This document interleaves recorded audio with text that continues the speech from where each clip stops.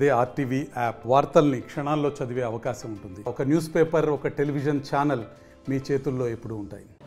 AP రాష్ట్ర రాజకీయం కల్తీ మద్యం, మరోవైపు మెడికల్ కళాశాలలను పీపీపీ విధానం పేరుతో ప్రైవేటు పరం చేయడాన్ని విధానాన్ని వ్యతిరేకిస్తూ ఇవాళ నర్సీపట్నానికి జగన్మోహన్ రెడ్డి వెళ్ళినటువంటి నేపథ్యంలో మనతో మాట్లాడడానికి ఎస్పీ మోహన్ రెడ్డి మాజీ ఎమ్మెల్యే ఉన్నారు. సార్ చెప్పండి, ఈరోజు కేవలం వైసీపీ రాజకీయం కోసమే ఇదంతా మెడికల్ కళాశాల వ్యవహారం చూస్తున్నారు.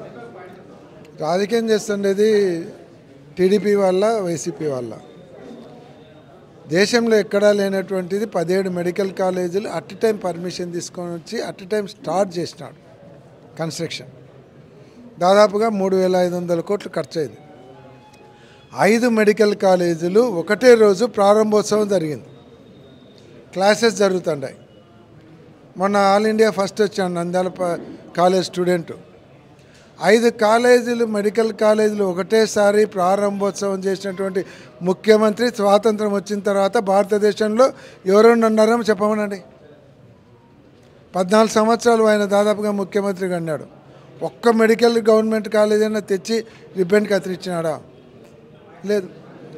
ఈరోజు మెడికల్ కాలేజీలు ఆస్తి విలువ, ఆయన 12 మెడికల్ కాలేజీలు ఇవ్వాలనుకునేటువంటి ఆస్తి విలువ దాదాపు 7,000 కోట్ల పైమాటే. ఒక్కొక్క కాలేజీకి 60 నుంచి 70 ఎకరాల పొలాలు ఉన్నాయి.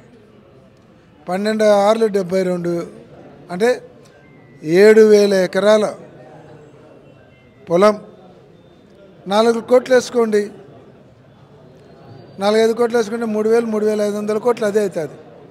ఒక్కొక్క కాలేజీకి యావరేజ్లో 300 కోట్ల పైన ఖర్చు పెట్టాడు. అదొక 3,500 కోట్లు.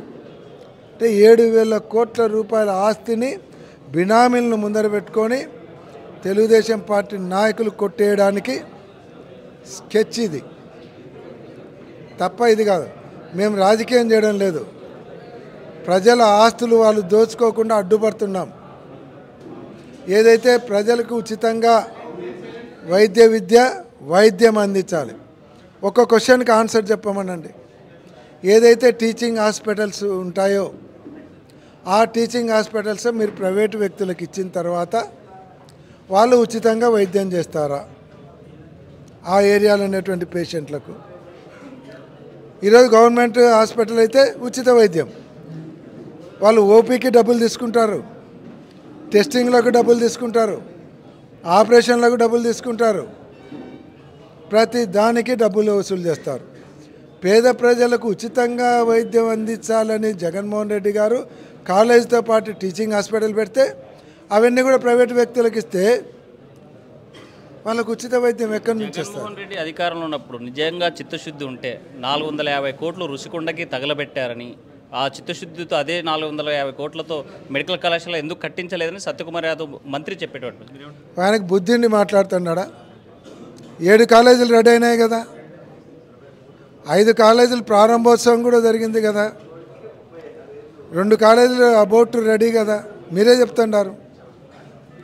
అంటే 50% ఆఫ్ కాలేజెస్లు కంప్లీట్గా రెడీ అయ్యి 5 కాలేజీలు 2 సంవత్సరాల కిందటే స్టార్ట్ అయినాయి.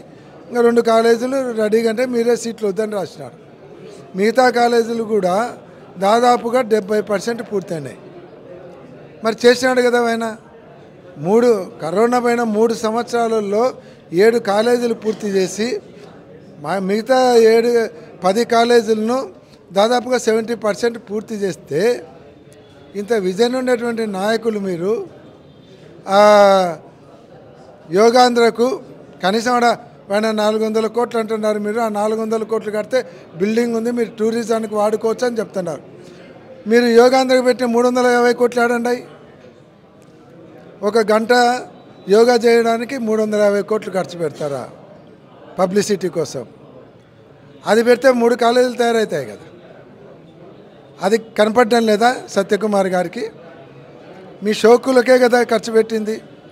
ఈరోజు మీరు మీ డిప్యూటీ సీఎం లోకేష్ గారు హెలికాప్టర్లకు దీనిలోకి ఎంత ఖర్చు అవుతుంది?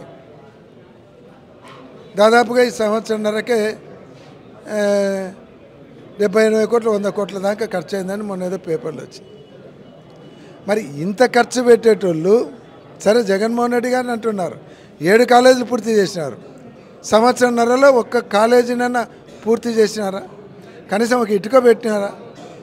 దానిలో ఏమాత్రం దాంట్లో పనులు చేపియలేదంటే స్కెచ్ ప్రకారము ఈ కాలేజీలన్నీ పని జరగలేదు కాబట్టి మేము పీపీపీకి ఇస్తున్నామని వాళ్ళు కొట్టేయడానికి.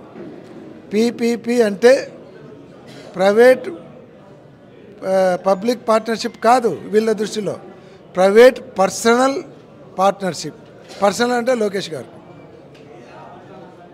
ఇది లోకేష్ గారి ప్రైవేట్ పర్సనల్ పార్ట్నర్షిప్కు అప్పచెప్పడానికి చూస్తున్నాం. కేవలం ఈ రాష్ట్రంలో అలజడి సృష్టించడానికే వ్యూహాత్మకంగా వైసీపీ ఈ మెడికల్ కళాశాల ఇష్యూ చేస్తుంది. అందులో ఈరోజు నర్సీపట్నం పోవడానికి జగన్ ఇదే కారణమని సత్యకుమార్ యాదవ్ అంటారు. మీరు నర్సీపట్నం ఎవరు రమ్మన్నారు?